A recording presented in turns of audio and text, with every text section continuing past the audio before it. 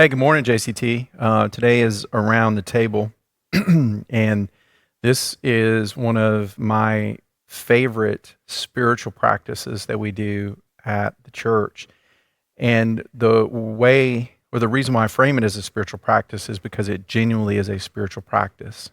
Anytime Christians gather around the table, whether it's for something official or unofficial, it's a spiritual practice. There's a beauty in being able to sit at the table, be around people, look them face to face, look them in the eye, and be able just to talk to them and see how they're doing and seeing what's going on.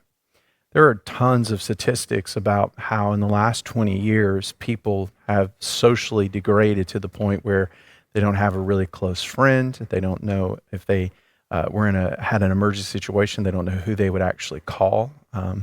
There's tons of people that have no one that they can confide in or really talk to about the things that they're actually going through. And so I think one of the biggest crises that we're actually facing as a church is not an economic one. It's not, a theological one. It's a relational one. We just don't have enough relationship. We want it, but more often than not, we're scared of it, or we don't even know how to get there.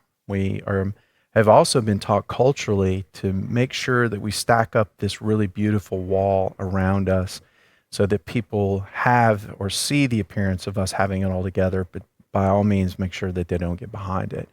Well, at some point, life does what life does. It has a way of just genuinely tearing down holes in that wall, and no matter what happens, people see that we're not perfect, that we don't have it all together, and that we're still very much in process. To be honest with you, those are the relationships that I really enjoy being around the most, the ones that fully admit I am not there, I'm in the process, and I'm still pursuing God's process over my life. When you find a group of people like that, it's beautiful, it's magical. I've said this multiple times, but the very first thing that we do when we get caught up in the heavens, when we either are resurrected or whatever's going to happen when that day comes, the very first thing that we do is we have dinner together, marriage supper of the Lamb. We sit at the table and we eat together. There's bonds that are formed. There's stories that are shared and heard.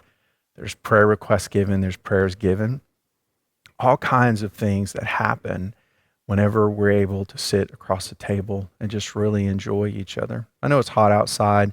I know it's probably not the most conducive for having a dinner, certainly not dinners that we're used to. I love like secluded dinners that are, nice and temperature cooled. I enjoy those very much. But if I had to be honest, one of the things that I've noticed over the last 30 years of pastoring is that some of the greatest ground that I've ever achieved with people have been face to face over a coffee or in my living room around a table, those relationships being built. And so today, what I would challenge you to do is don't be afraid to press in. Don't be afraid to ask questions. Don't be afraid to sit down and answer questions. And at the same time, make yourself vulnerable and open.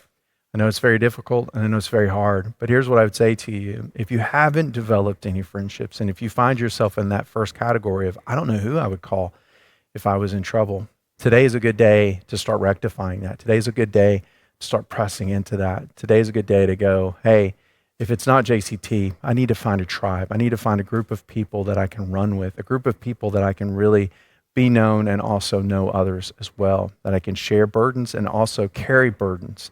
Let the Holy Spirit really speak to you. We don't do these days just to get through a Sunday. We do these days because of the spiritual practice, the beauty of it. And so I pray today would be an incredible opportunity for this spiritual practice to be birthed in your family. The last thing I'll say on this, the beautiful part about these spiritual practices is that whatever we do here at the church, we try to make them as easy as we can to transfer them into your home. The same spiritual practice applies with having dinner around the table with your own family, with your own friends, with your spouse. We talk about date night. Date nights are great, but where the magic happens is the ability to sit across the table for one another and just talk about things sometimes that don't matter, and talk about things that don't have any weight, and talk about things that just are significant to the other person or the other person may want to get off of their chest, or whatever they want to share from a standpoint of how they've been feeling lately. That's where the magic happens, is this space. And so create space in your home just as we're creating space here, and let this spiritual practice fill up that space and the Holy Spirit work deeply in it. Hope you guys have a great day. We'll talk to you soon.